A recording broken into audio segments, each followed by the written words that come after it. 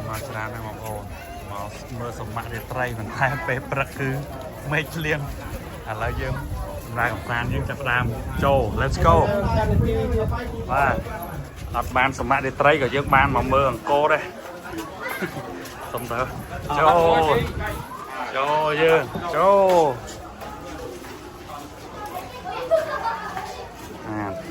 ទេសភាពចូលបាទអូទឹកចូលដល់ក្នុងនេះដែរព្រឹកមិញភ្លៀងខ្លាំងណាស់បងប្អូនអើយតាំងពីយប់ងើបតាំងម៉ោង 4 មកមើលអត់បានឃើញថ្ងៃរះមិនដល់ម៉ោង 10 អានរាំងភ្លៀងអត់ចូលហើយមនុស្សច្រើនមែនតើបងប្អូនប្រាសាទអង្គរវត្តអស្ចារ្យមែនតើមកដល់ហើយមើលដល់បងប្អូនហើយកប់សេរីវ៉ាវទ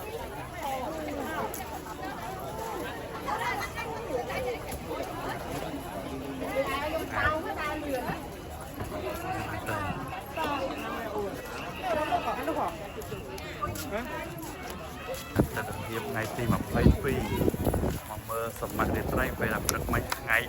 អត់រះដោយសារមេឃភ្លៀងបងប្អូនឥឡូវមកមនុស្សកក់កុញច្រើនមែនទេបងប្អូនតែជុំបិណ្ឌធំបាទអូមនុស្សច្រើនមែនទេបងប្អូនប្រាសាទអង្គរវត្តស្អាតណាស់បងប្អូនចេះចិត្តណាស់ទេខ្មែរយើងអស្ចារ្យណាស់បាទចឹងអរគុណដូនតាខ្មែរបានបន្សល់គេមរតកដ៏មហាអស្ចារ្យតែម្ដងបងប្អូនណាបាទស្អាតមែនទែនហ្នឹងហើយបុព្វបុរសយើងពិតជាមិនធម្មតាទេបងប្អូនណាកសាងប្រាង្គប្រាសាទនេះ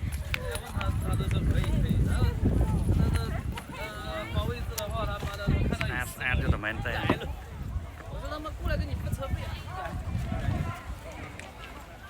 បាទចេញមកពីអង្គរឥឡូវយើងមកកំពង់ភ្លុកបងប្អូនហើយសប្បាយមែនទែនទឹកទេសភាពស្អាតព្រៃលិចទឹកបងប្អូនណាចឹងបងប្អូនដែលតែងតែទៅលេងខេត្តសៀមរាបគួរតែអាចសាកមកទស្សនានៅតំបន់កំពង់ភ្លុកបានជាសហគមន៍មួយដែលគេមានទឹកនេះទឹកទន្លេសាបបងប្អូនខែនេះខែទឹកឡើងស្អាតគេថាបើចង់បានថ្លាជាងហ្នឹងចាប់ពីខែ 12 ខែ 1 ទៅទឹកថ្លាខៀវស្អាតជាងហ្នឹងទៀតនេះខ្ញុំទៅនេះពេលប្រជុំទឹកកំពុងឡើងតែសប្បាយឃើញប្រជាបងប្អូនប្រជាពលរដ្ឋអ្នកទេសចរហ្នឹងគេជិះទូកទៅលេងគ្រប់គ្នាបងប្អូនអ្នកស្រុកគេហ្នឹងគេអុំទូកគេជិះទូកគេមានហូបចុកគេមានលេងគប់ទឹកគប់អីទៀតបងប្អូននេះដែលអ្នកគ្រូសាគេជួទូកទូយ៉ាងទៅហើយខ្ញុំបើជិះលេងមើលដើម្បីឲ្យស្គាល់ណាចឹងថាប្រទេសកម្ពុជាយើងគឺតំបន់អេកូទេសចរគឺសម្បូរបែបណាស់នេះប្លែកបើអ្នកដើរទៅអាចប្លែកមានអារម្មណ៍ថាសប្បាយប្លែកអារម្មណ៍បាទយើងមើលឃើញបងប្អូនយើងទឹកនឹងជ្រៅបងប្អូនតែអ្នកតលេអីគេចេះហែលទឹកគេខ្លាចទេគេលេងទឹកលេងអីសប្បាយយ៉ាងទៅហ្នឹងហើយខ្ញុំក៏រីករាយតាមនឹងឃើញបងប្អូនយើងសប្បាយជាមួយនឹងរដូវកាលប្រជុំបិណ្ឌនេះបងប្អូនណារីករាយមែនទែនខែប្រជុំគឺខែវស្សាជាងគេលេងទឹកលេងនេះខ្ញុំចូលចិត្តជិះទូកលេងចឹងតែជិះទូកធំហើយអត់ហ៊ានជិះទូកទូទេខ្ញុំនៅពីក្មេងក៏ជាអ្នកចូលចិត្តហែលទឹកលេងទឹកដែរតែឥឡូវអត់សូវហ៊ានលេងទឹកឥឡូវគ្រាន់តែចូលចិត្តហ្នឹងហើយនេះមើលបងប្អូនឃើញអ៊ំទូកសប្បាយរីករាយនឹងមនីច្រើនណាបងប្អូនរាប់រយទូកមាននឹងអ្នកទេសចរក្នុងស្រុកនិងក្រៅស្រុកបរទេសហ្នឹងក៏មកមើលមកលេងដែរហ្នឹងហើយជិះទូកខ្វាត់ខ្វែងគ្នាអ្នកខ្លះគេមកតម្លាក់យុទ្ធការហ្នឹងទៅគេញ៉ាំអីលេងហ្នឹងទៅហែទឹកលេងហ្នឹងទៅមើលគ្នានេះសប្បាយណាស់អូខេបងប្អូនយើងរស់រាយរាក់ទាក់មែនទែនអញ្ចឹងមិនថាបើមានឱកាសគួរតែសាកល្បងមកស្គាល់នៅកំពង់ភ្លុកម្ដងបងប្អូនដើមឈើនេះខ្ពស់ណាស់បើខែប្រាំងវិញដូចជាទឹកស្រកអស់ដើមនេះចុងឈើបងប្អូនខែភាសាឃើញទឹកឡើងហើយបើយើងជិះទៅកដាលដូចសមុទ្រទឹកសាបមិនបងមើលដាច់កន្ទុយភ្នែកអត់ឃើញកោះត្រៃទេបាទទន្លេសាបយើងគឺធំមែនទែនបាទធំដែលជាជំរកត្រីទឹកសាបហ្នឹងហើយអញ្ចឹងគឺធនធានធម្មជាតិគឺអំណោយផលមែនទែននៅក្នុងប្រទេសកម្ពុជាយើងបងប្អូនឃើញសុទ្ធតែទូកនោះឃើញសុទ្ធតែទូកល្អលហេវអូនេះយើងជិះគៀនមើលណាយើងបានទៅដល់កដាលនោះដូចសមុទ្រចឹងបងប្អូនមើលដាច់កន្ទុយភ្នែក ហើយទូកបងប្អូនគាត់ជីប៉ុណ្ណឹងគ្នាលេងអីចឹងទៅខ្ញុំសប្បាយអ្នកស្រុកតលែគឺអញ្ចឹងគឺគេសប្បាយហ្នឹងហើយខ្ញុំនេះមកមើលគេស្គាល់បរិយាកាសដែរសប្បាយគាត់ថាខ្ញុំទៅគ្នាតិចបើទៅគ្នាច្រើនហ្នឹងយើងដាក់ម្ហូបអីញ៉ាំលើទូកលេងអញ្ចឹងទៅមានម្ហូបមានអាហារមានអីជាក់ៗអញ្ចឹងទៀតអូបរិយាកាសទូកខ្លះគេមានដាក់ speaker ដាក់អីទៅអញ្ចឹងទៀតណានិយាយរួមបងប្អូនឲ្យចូលចិត្តហូបចុកជុំគ្នាកំសាន្តនៅលើទូកមើលគេមើលឯងអូយសប្បាយមែនទេបងប្អូនគេពាក់អាវពោងហែទឹកឯងវ៉ាវសប្បាយនិយាយរួមថាទៅអ្នកដើមដែរស្គាល់គួរសត្វលបងយើងជីទៅតិចទៀតយើងទៅដល់មានភោជនីយដ្ឋានមានគេអ្នកលក់ចាប់គួយលើទឹកអញ្ចឹងគេបើកទូកណាមានហើយតែអ្នកស្រុកអ្នកភូមិគេហ្នឹងបដែតទឹកដូចគ្នាគេមានលក់ទឹកកកលក់ខ្ទឹមប៊ីចេងស្ករអង្គអីសពបែបយ៉ាងគាត់ថាគេបដែតទឹកអញ្ចឹងអ្នករស់លើទឹកបែបទឹកអញ្ចឹងទៅហ្នឹងហើយឥឡូវចាំមើលទៅមុខទៀតអូឃើញទេអ្នកទេសចរអ្នកស្រុកអ្នកភូមិអ្នកខ្លះគេមានទូកខ្លួនឯងគេជិះមកលេងអញ្ចឹងទៅគេនៅរដូវភ្ជុំសបាយហើយនឹងផុតពីភ្ជុំហ្នឹងសួរអ៊ំតកងទូកហ្នឹងក៏ប្រាប់ថាខែទឹកស្អាតហ្នឹងខែ12ខែ1ទៅទឹកចាប់ដើមថ្លាខៀវស្អាតហ្នឹងហើយយើងទៅអញ្ចឹងគេមានភោជនីយដ្ឋានធំបដែតទឹកហ្នឹងយើងទៅឈប់នៅភោជនីយដ្ឋានគេញ៉ាំអីហើយយើងអាចជួទូកគេចែវមានបងប្អូននៅសហគមន៍ហ្នឹងជាអ្នកអ៊ំអានឹងអត់ប្រើម៉ាស៊ីនទេយើងអាចអ៊ំទូកចូលតាមព្រៃកោងកាងអីចឹងទៅឥឡូវយើងកំពុងត្រឡប់ទៅវិញទៅរកហាងញ៉ាំបុកល្ហុងហើយគេមានចំកពើមានអីបងប្អូនតែគេដាក់ក្នុងទ្រុងគេសុវត្ថិភាពនេះទូកទេសចរមកអត់ដាច់បងប្អូនទៅមកហ្មងអូថ្ងៃប្រជុំនោះមនុស្សច្រើនមែនតើនេះត្រឡប់មកវិញបដាគេនេះភូមិគេហ្នឹងមើលផ្ទះគេសិនតែទឹកឬក៏ផ្ទះគេខ្លះគេធ្វើតសខ្ពស់ទៅបើខែប្រាំងវិញផ្ទះដូចនៅលើអាកាសអញ្ចឹងទឹកវាស្រអតសវិញនេះយើងមកនេះមកខែទឹកច្រើនទេបាទហ្នឹងទឹកយើងជ្រៅមិនមែនរាក់អីហើយបងប្អូនដែលគេរស់នៅហ្នឹងគឺគេសាមញ្ញគេមានម៉ូតូឡានទេគឺមានតទូកជាមធ្យោបាយធ្វើដំណើរហ្នឹងហើយមើលដើមឈើនេះខ្ពស់ណាពាក់កដាលដើមហ្នឹងធម្មតាទេបាទអញ្ចឹងបងប្អូនដែលចូលចិត្តបរិយាកាសបែបទឹកណាភ្លុករសជាតិមកកំពុងធ្លុកនេះតែมันខកអំណងបាទសប្បាយប្លែកបាទសប្បាយប្លែកហើយទូគេមានទៅមានមករហូតហោហែសប្បាយមែនទេបងប្អូនមើលទស្សនាលេងទៅឃើញហើយ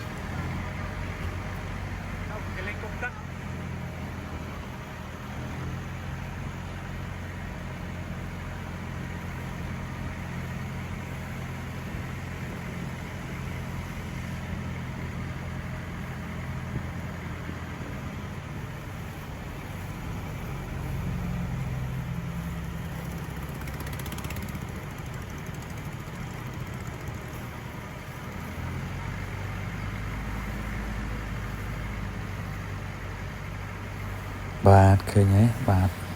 មែនតើបងប្អូនឃើញពួកគាត់រស់នៅសប្បាយបែបគាត់អញ្ចឹងដូចថាយើងទៅស្រុកស្រែបែបស្រុកស្រែទៅមកភូមិតាក់ទងនឹងនេសាទរកត្រីចិញ្ចឹមជីវិតរស់នៅបែបទឹកហ្នឹងគឺពួកគាត់បែបអ្នកនេសាទទៅអញ្ចឹងគាត់ជំនាញផ្សេងគ្នាអ្នកស្រែចម្ការគាត់ដាំដុះស្រូវដំណាំសពបែបយ៉ាងទៅអ្នកនៅតាមទន្លេហ្នឹងគាត់ជំនាញអីគឺនេសាទហ្នឹងហើយរកត្រីរកអីយ៉ាងទៅប្រកបមុខរបរចិញ្ចឹមជីវិត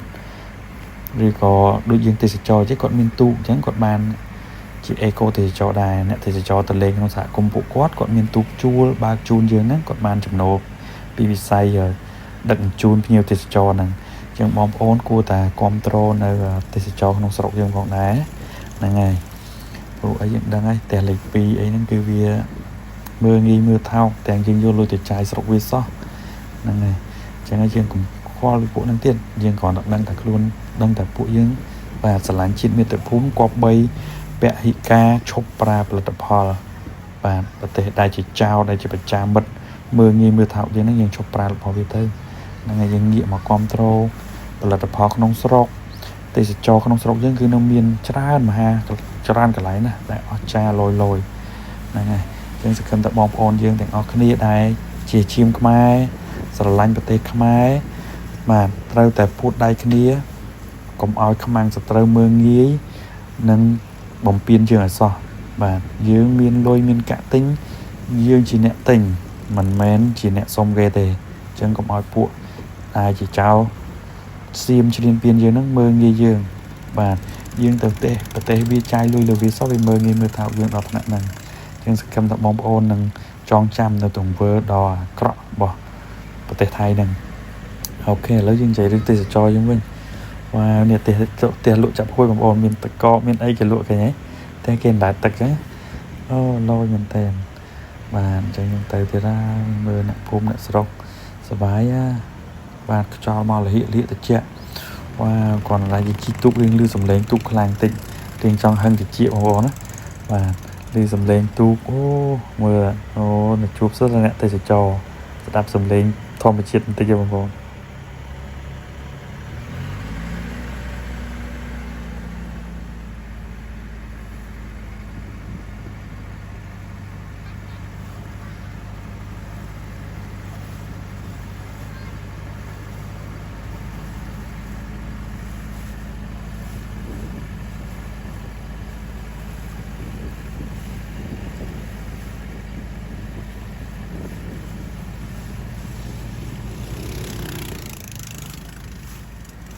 បាទអញ្ចឹងហើយគេថាសំឡេងម៉ាស៊ីនទូកលឺខ្លាំងមែនទែនអូរលកបោកបក់អានេះវាដាក់ចម្រៀងទៅណាយើងជិះទូកលេងតាមគុំគាទៀតនិយាយរំខែប្រជុំសប្បាយបងប្អូនរំភើបខែប្រជុំខែដែលខ្ញុំពេញចិត្តរដូវកាលប្រជុំប៉ុណ្ណឹងវាតិចវាភ្លៀងហើយជួបជុំគ្រួសារបាទពាក់បុព្វរស់យើងបង្កើតនៅរដូវប្រជុំនេះពិតជាអស្ចារ្យមែនប្រជុំភ្ជោប្រជុំបិណ្ឌជួបជុំហ្នឹងគឺសប្បាយនៅតាមស្រុកភូមិគឺអ៊ូអក្រៀវក្រោតបាទមានបងប្អូនជួបជុំគ្នាសឹងថាអ្នកដែលធម្មតាយើងមករស់នៅធ្វើការនៅក្រុងពេលដែលមានបុណ្យទានមានរដូវប្រជុំទេដែលអាចមកជួបជុំគ្នាបានជុំគ្នាហូបចុកក្រោមដំណក់ទឹកភ្លៀងសប្បាយមែនទេឥឡូវយើងទៅទៀតហើយបងប្អូនមើលទស្សនាបន្តជាមួយទស្សនភាពនៅកំពង់ភ្លុកបងប្អូនណាបាទអញ្ចឹងក៏កំសាន្តជាមួយគ្នាទាំងជាមួយខ្ញុំទាំងអស់គ្នាហើយក៏ជូនពរបងប្អូនសុខសប្បាយទាំងអស់គ្នា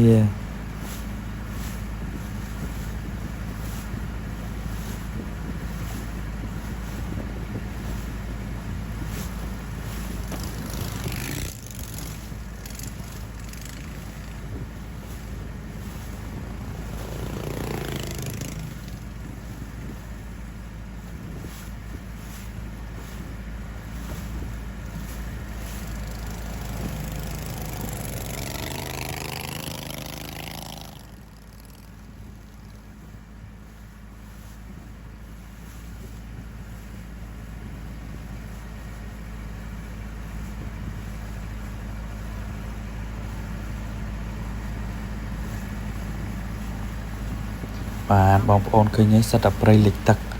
អូយស្អាតមែនទេបងប្អូននេះកន្លែងគេភោជនីយដ្ឋានគេដែរបាទទូកគេចូលមកចុះចំណតខាងហ្នឹងគេមានលក់មីឆាបុកល្ហុងគ្រឿងក្លែម្ហូបត្រីងៀតសាច់កំពើសាច់អីងៀតមានទាំងអស់ភោជនីយដ្ឋានគេហ្នឹងហើយនេះសិតតែព្រៃនេះគេមានអ្នកអុំទូកអុំចូលក្នុងព្រៃហ្នឹងពេលដែលយើងចុះចតនៅកន្លែងភោជនីយដ្ឋានគេហ្នឹងគេមានទូកចែវដៃអាហ្នឹងកប៉ាល់អីចតបាននេះបានអាកូនទូកទូចហ្នឹងហើយខាងសហគមន៍បងប្អូនដែលរស់នៅហ្នឹងគាត់ជាអ្នកចែវទូកនាំយើងជិះមើលព្រៃព្រឹក្សាក្នុងហ្នឹងទៅហើយក្នុងហ្នឹងឃើញអ៊ីតហ្នឹងទូកទូចជិះពេញហ្នឹងមានទាំងបរទេសមានទាំងខ្មែរនិយាយរួមសុវត្ថិភាពទេបងប្អូនបាទហើយនេះភោជនីយដ្ឋានគេហ្នឹងឃើញទេអ្នកមានតុកមានអីទៅលើហ្នឹងខាងលើគេធ្វើដូច Sky Bar យើងឡើងទៅអង្គុយលើឈៀលបានហ្នឹងហើយយ៉ាងនេះទៅទៀតហើយបន្តដំណើរទៅទៀតហើយបាទទេសភាពស្អាតចិនណាយទេបងប្អូនណាមិនដែលស្គាល់គួរតែសាកល្បងហើយទូកយើងអាចទិញសម្បត្តិរួមជិះមួយគេក៏បានយើងម៉ៅក៏បានបងប្អូនណាយើងម៉ៅដូចជាអស់$20អីណា20ឬក៏25ហ្នឹងតាមទូកធំទូកអញ្ចឹងណាតែបើយើងទិញសម្បត្តិជិះរួមមួយគេអត់សូវអស់ច្រើនទេហ្នឹងហើយអញ្ចឹងតំបន់នេះគឺខ្ញុំរីកមិនមែនទេសម្រាប់បងប្អូនទៅលេងសៀមរាបហើយយើងមើលប្រាសាទមើលអីហើយចង់មកស្គាល់បរិយាកាសបែបលើទឹកហ្នឹងហើយបងប្អូនមើលមកស្អាតប្លែកអញ្ចឹងមកមានអាកាសខែ11អុំទូកនេះឬក៏ខែ12ខែ1អីហ្នឹងគួរតែទៅលេងស្អាតទឹកកាន់តែស្អាតមែនទែនព្រោះទឹកឈប់ឡើងទៅចាប់ដើមថ្លាស្អាតខៀវហ្មងហ្នឹងហើយអញ្ចឹងឥឡូវយើងមើលទៀតទេសភាពគោចគុណទេសភាពនៅតាមដងទន្លេមេគង្គអូទន្លេសាបច្រឡំ បាទទលេសាបចំកណ្ដាលប្រទេសកម្ពុជាយើងតែម្ដងបាទឃើញទូកមកដាច់ទេទៅមកលោកនេះលោកទូកណាទូកកាន់តែច្រើនវារៀងអាលោកបន្តិចដោយសារអីទូកទៅមកគាត់ខ្វែងទៅមកទៅវិញបុកលោកអូសប្បាយយើងនោះតែសប្បាយមែនតើអូឮតែសំឡេងទូកទេបងប្អូន